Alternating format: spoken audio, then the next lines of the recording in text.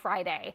I am pleased to say we can do all of this with our floor show guest, Region's Chief Investment Officer, Alan McKnight. Alan, so great to have you here in studio.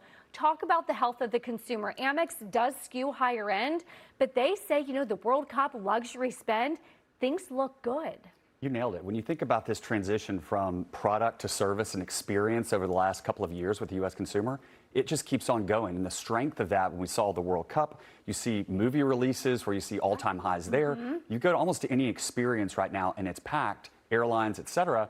I think it just reinforces the idea that the U.S. consumer is not done spending. And so as long as that continues, we think there's an underlying strength of the economy. Now, if that starts to turn a little bit, if the U.S. consumer starts to get a bit more concerned about jobs, about the inflation situation, well, maybe we'd be a little bit more circumspect about the markets, but that's just not where we are right now. And I feel like we've been waiting for Godot on that one. I feel like I've been waiting for the consumer to roll over for 4 years.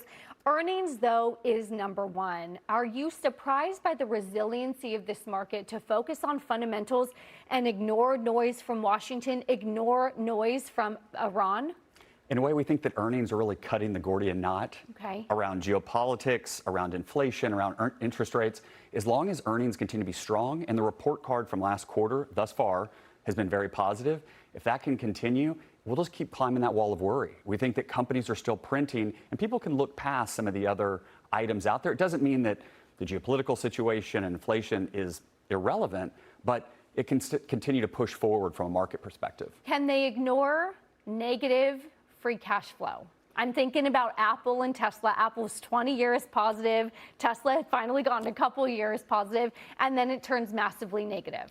That's one of the big things on our list of worries, if you will, around you've had this move in AI from enthusiasm, everyone's all bulled up on AI, then you have CapEx, and like, okay, it's reasonable. Now, suddenly, just in the last few days, people start to question what is reasonable. And if you start to go negative on free cash flow, what are margins and these moats that companies have built over the years that everyone thought, well, valuations can be sustained because they have such incredible business models, balance sheets, and free cash flow?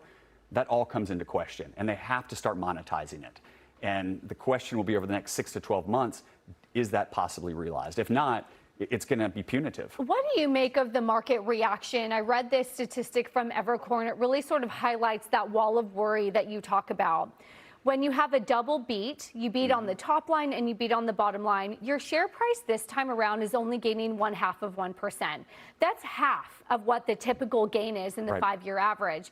Your stock is being punished more if you have a double miss. You miss on the top line and you miss on the bottom line. The last 5 years on average, your stock falls 3%.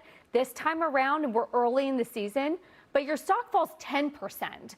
So is this a healthy market that's being more discerning, or does that price reaction make you nervous? It makes us a little bit nervous. I think that there's so much more vol in the market right now. I think that investors are so prone to just buy any sort of negativity, whether it's missing the top line, missing the bottom line, margin erosion. I mean, margins are at their highest level we've seen in over 2 decades. So you're really in an atmospheric level where there's not a lot of room to miss anymore.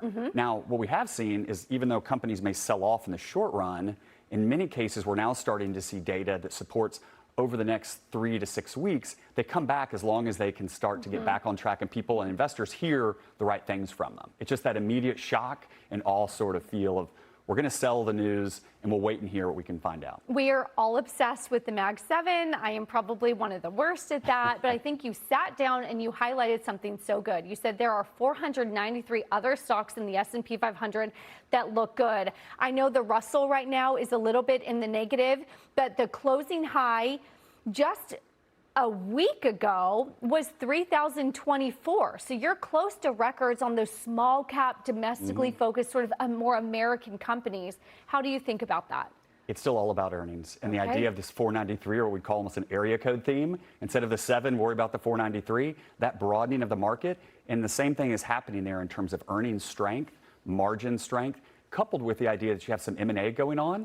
And for some of these larger companies who start to see the top line or bottom line slowing, what a great way to augment growth on top of organic with M&A. And the small cap names are perfect for that and really help them then grow through some of the slowing and contracting element in certain industries. Our audience is super smart, but I want to try to break this down when I think about bond yields and the cost of capital. So if I go out and sell debt, I'm trying to sell $60 billion in debt to fund my data center, whatever that be, the cost of borrowing just got a little bit more expensive as yields go up.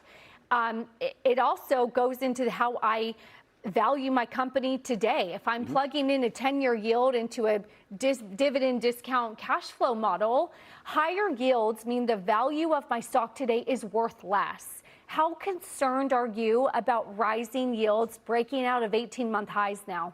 We're concerned, and I think the key for us is it going to be a slow and methodical rise where you go from, say, 465, 470 on the 10-year up to a 5 or a little bit over?